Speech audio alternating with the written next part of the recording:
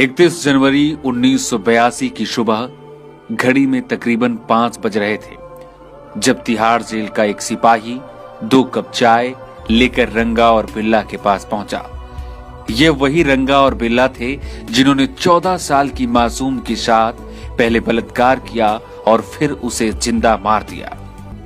साल था 1978 का, जब 16 साल की गीता चोपड़ा और 14 साल की संजय चोपड़ा घर से ऑल इंडिया रेडियो के लिए निकले। उस दिन उनका युवाणी कार्यक्रम में एक शो था। रोड पर खड़े होकर दोनों ने आकाशवाणी जाने के लिए एक कार से लिफ्ट मांगी, लेकिन जिस गाड़ी से उन्होंने लिफ्ट मांगी वो 2 गुंडों की थी जो रंगा और बिल्ला थे। ये मुंबई से दिल्ली आए थे। उन्होंने ये सोचकर गीता और संजय को किडनैप किया कि उनके माँ बाप से बड़ी रकम वसूलेंगे, लेकिन ये पूरा मामला पहले रेप और फिर हत्या में बदल गया।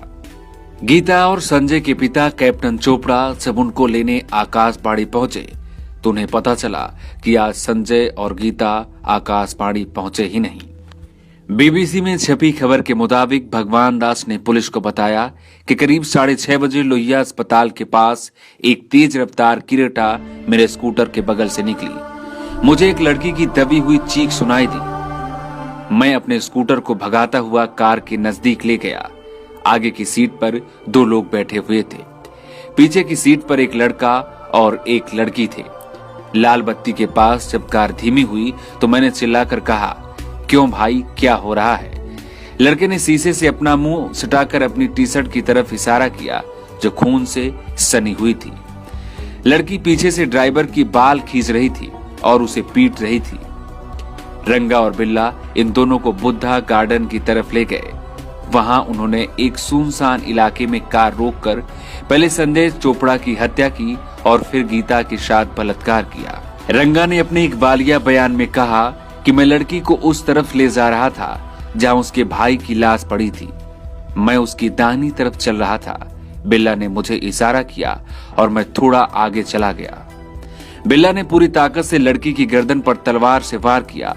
इस वार के तुरंत बाद ही उसकी मौत हो गई। हमने उसकी लाश उठाकर झाड़ी में फेंक दी। उस समय के प्रधानमंत्री मोरारजी देसाई इस पूरे मामले की खुद निगरानी कर रहे थे। वारदात के बाद बिल्ला और रंगा दिल्ली से भागकर पहले मुंबई गए और फिर वहां से आगरा। बिल्ला और रंगा को अदालत ने फांसी की सजा सुनाई, जिसे हाई कोर्ट और सुप्रीम कोर्ट ने भी बरकरार रखा। फांसी की रात रंगा ने अपना खाना खाया और सामान्य ढंग से सोया, लेकिन बिल्ला ने ना तो खाना खाया और ना ही वो 1 मिनट के लिए सोया। पूरी रात वो कोठरी के चक्कर लगाते हुए बड़बड़ाता रहा।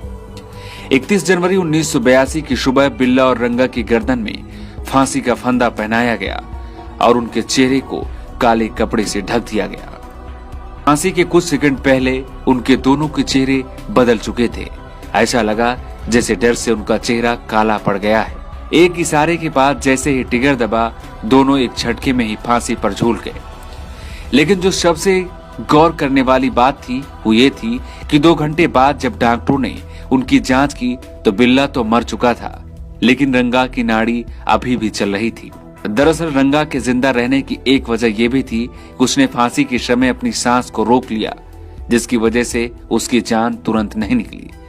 तब जेल के एक कर्मचारी को कुएं में उतारा गया। उसने उसके पैर खींचे, तब जाकर रंगा की जान निकली। इतिहास में पहली बार था जब फांसी के बाद कोई 2 घंटे तक जिंदा रहा। ये 1978 का सबसे चर्चित रेप कांड था, जिसकी निगरानी खुद उस समय के प्रधानमंत्री मोरारजी देसाई कर रहे थे।